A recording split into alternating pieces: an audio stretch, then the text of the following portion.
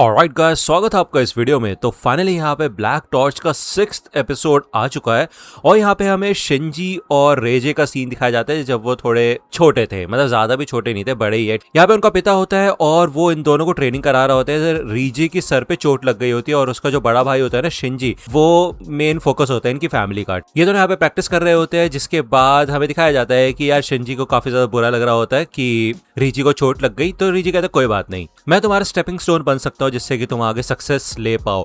तो शिंजी यही कहता है कि तुम कोई स्टेपिंग स्टोन नहीं हो, तुम मेरे भाई हो और इससे कोई फर्क नहीं पड़ता कि मैं इस फैमिली का हेड बनूंगा, उसके बाद भी हम भाई ही रहेंगे। और अगर मेरे से कोई गलती हो जाएगी तो तुम तो मेरे साथ हो ही ना हमेशा, तो मैं तुम पे काउंट कर रहा हूँ, समझे। तो यार रीजी बताता है कि ये दोनों ट्विंस की तरह पैदा हुए थे और एक साथ ही बड़े हुए, लेकिन शिंजी हर एक चीज में उससे थोड़ा ही बेटर था, एक स्टेप आगे था। पहले तो रीजी कोशिश भी करता था उससे आगे निकलने की, लेकिन एक टाइम बाद उसने ये चीज मान ली थी कि वो उससे आगे क्या उसके लेवल पे भी नहीं आ पाएगा, तो वो बस उसकी शैडो बन के ही रह जाएगा। जिसके बाद फाइनली हमें दिखाया जाता है उस दिन का सीन। इनके पिता कहते हैं कि आज वो रात है जब राइट ऑफ सॉर्ड कमेंसेस होगा। अब यार ये एक रिचुअल है जो फाइनल टेस्ट होता है हेड बनने के लिए किराहारा फैमिली का। जंगलों के अंदर एक केव है विंड्स हॉलो और उस केव के अंदर एक तलवार है जिसे किराहारा ने काफी सारी जनरेशन से बचा के रखा हुआ है, हेल टेम्पेस्ट। काफी समय पहले इस तलवार के ऊपर एक मोनोनोके ने कब्जा कर लिया था। तो ये जो हमारा रिचुअल है ना, इस रिचुअल के अंदर इस मोनोनोके के ऊपर हावी होके हमें इस तलवार को कंट्रोल करना होता है।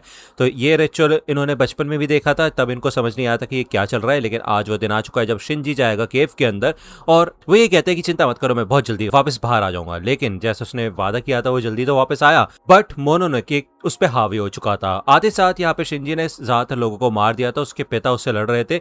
उसके पिता कहते हैं रेजी से कि तुम यहाँ से भाग जाओ, तुम उसके लेवल के नहीं हो। लेकिन तभी यहाँ पे शिंजी अपने पिता को भी मार देता है। वो ये कहता है कि मेरे भाई हेल टेम्पेस्ट जीत गया। और पिता वैसे भी सही कह रहे थे, तुम मेरा सामना नहीं कर सकते, तो चलो फिर ट्रेनिंग करना शुरू करो और जाओ, जिससे कि एक दिन तुम मेरे को मार सको। यहाँ पे वो रो रहा होता है। अब रेजी सोचते है कि ये तो मोनोनोके के कब्जे में होना चाहिए, तो ये ऐसे बात कैसे कर पा रहा है। जिसके बाद यहाँ से चला जाता है शिंजी ये बोल के, और रेजी यही कहते हैं कि तुमने मेरे को छोड़ के दिया, तुम मेरे को छोड़ के कहा जा रहे हो, रुको रुको। जिसके बाद यहाँ पे हमें फिर से इल्यूजन का सीन दिखाया जाता है। अब यार ये सारी चीजें वो याद कर रहा होता है। वो ये कहता है कि अभी वो इस इल्यूजन को फेस करके अपने भाई के बारे में कुछ भी नहीं जान सकता, तो उसे इस चीज से बाहर निकलना होगा जिससे कि वो खुद जाके अपने भाई से मिले और उसका सामना करे, क्योंकि उसने वादा किया था अपने भाई से कि यार अगर कोई भी गड़बड़ हो जाती है तो ये उसकी मदद करेगा। तो यहाँ पे हमें दिखाया जाता है काफी इजीली वो इस इल्यूजन को कट कर देता है और बाहर निकल जाता है। दूसरी ओर हमें दिखाया जाता है इचिका का सीन, जिसके सामने उसकी मॉम होती है जो मॉन्स्टर बन चुकी होती है। वो उसके ऊपर हमला करने की कोशिश करती है, लेकिन इचिका इन अटैक से इजीली बच जाती है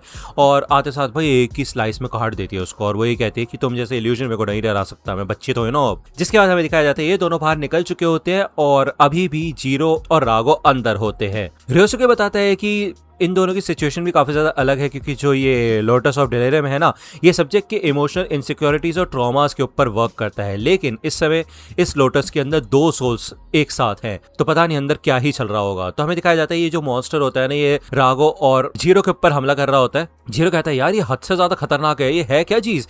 तो यार तभी ये चीज बोलने लग जाती है। वो कहते हैं कि तुम सच में जानना चाहते हो कि मैं हूँ क्या। तभी हमें दिखाया जाता है बाहर से ये लोटस ब्लैक होने लग जाता है। फूयो डर जाती है, वो सोचते भाई ये क्या हो रहा है। वो बताती है कि उसका कंट्रोल लूज हो चुका है अब इस लोटस से। अब उसे पता नहीं है क्यों हुआ है, शायद रागो की वजह से हुआ है, लेकिन ये चीज बिल्कुल भी अच्छी नहीं है, क्योंकि लोटस ऑफ डेलिरियम सब्जेक्ट की खुद की मेमोरीज को टारगेट करके उनको डिस्ट्रॉय करता है, उनके ही खिलाफ इस्तेमाल करके। लेकिन इस समय वो कुछ भी नहीं कर सकती, तो अब उन्हें खुद ही बाहर निकलना पड़ेगा, नहीं तो लोटस उन्हें पूरी तरह से कुचल के रख देगा। तो हमें यहाँ पे एक श्राइन का सीन दिखाया जाता है। इधर जीरो और रागो होते हैं। तभी ये लोग देखते हैं कि साइड में डेथ ऑब्सीडियन होता है भाई, जिसके अंदर रागो को बंद करके रखा था। दूसरी ओर एक बंदा होता है जीरोबे नाम का, वो यहाँ पे ना प्रेयर मांग रहा होता है। वो ये कहता है कि ये साल काफी ज्यादा अच्छा था, बारिश अच्छे से हुई जिससे कि हमारी खेती अच्छी हुई और हमारा जो सारा कर्ज था वो भी हम उतारने में सफल हुए। यहाँ तक कि जो मेरी मॉम है उनकी भी हेल्थ पहले से काफी ज्यादा बेटर हो चुकी है, तो थैंक यू मास्टर रागो।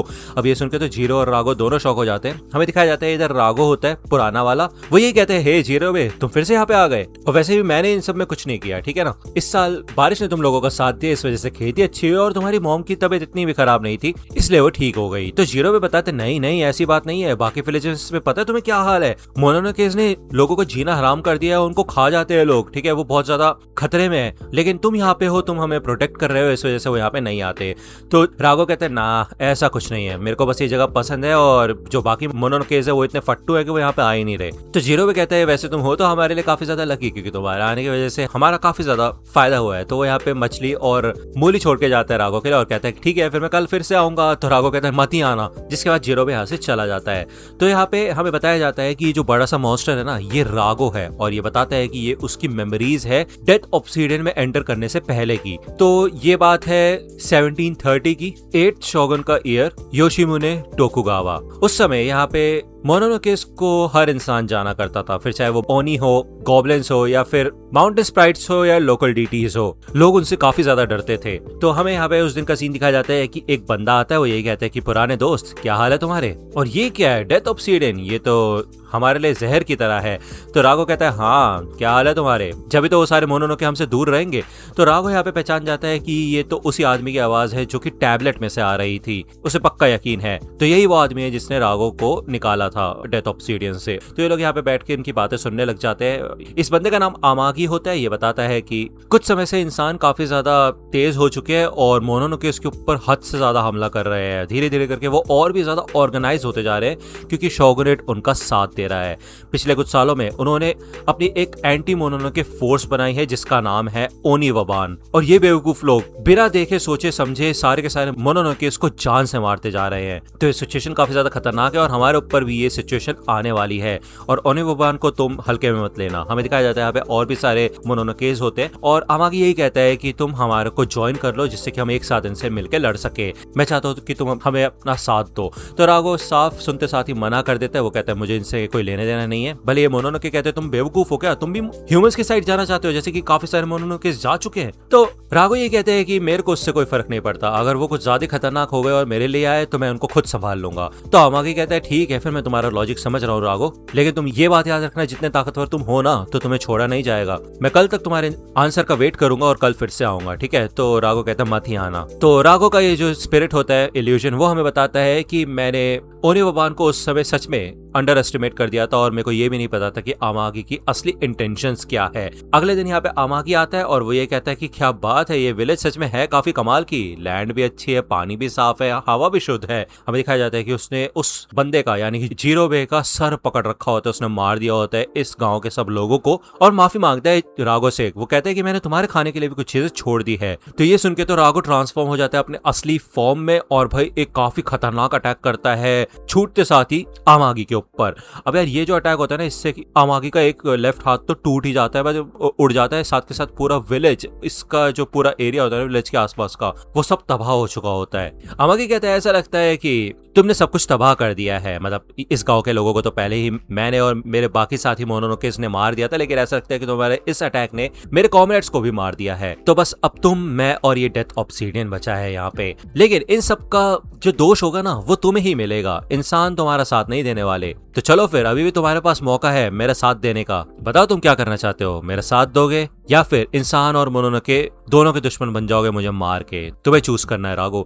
तो राघव यहाँ पे अपने ऊपर ही रिस्पॉन्सिबिलिटी लेता है कि यार वो तो यहाँ पे आया था शांति से रहने के लिए, इवन जीरोबे को उसके ऊपर पूरा भरोसा था कि उसकी वजह से यहाँ पे पीस आ चुकी है, लेकिन उसकी वजह से वो सब मर गए। तो वो रिस्पॉन्सिबिलिटी लेता है इस चीज की कि उसकी वजह से ये सब कुछ हुआ है, जिस वजह से वो यही कहता है कि मेरे को इन सब चीजों से कोई लेने देना नहीं है। वो यहाँ पे आता है और डेथ ऑब्सीडियन को खुद टच कर लेता है, वो यही कहता है कि मेरे को किसी का भी साथ नहीं देना है, मैं अपनी प्रॉब्लम्स खुद निपटा लूंगा, जिसके बाद वो यहाँ से गायब हो जाता है। हमें बताता है ये इल्यूजन, उसके बाद वो सील हो गया था, इस तरीके से उसने अपनी रिस्पॉन्सिबिलिटी ली। तो जीरो कहता है ओए ये किस बात की रिस्पॉन्सिबिलिटी दे हुए घंटा।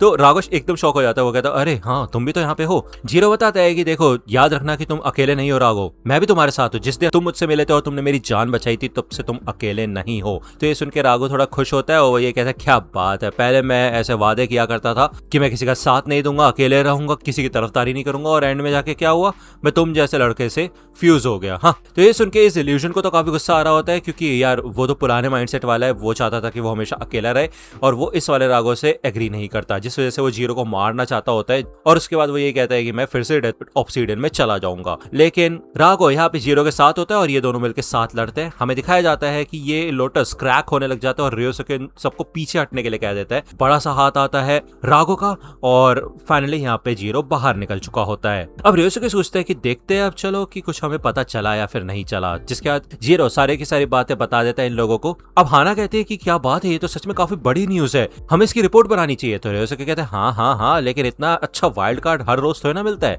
इसे हमें एक अच्छे मोमेंट के लिए बचाना चाहिए। यहाँ पे वो किसी को शायद कॉल करने वाला होता है, नाम होता है कुसुमी। तो यार ये एपिसोड यहीं पे खत्म होता है। नेक्स्ट एपिसोड आएगा नेक्स्ट सैटरडे, मतलब संडे, ठीक है। अगर आपको वीडियो पसंद आई हो तो लाइक करना, सब्सक्राइब कर लो अगर चैनल पे नए हो तो। मिलता हूं आपसे अगले वीडियो में, तब तक के लिए गुड बाय।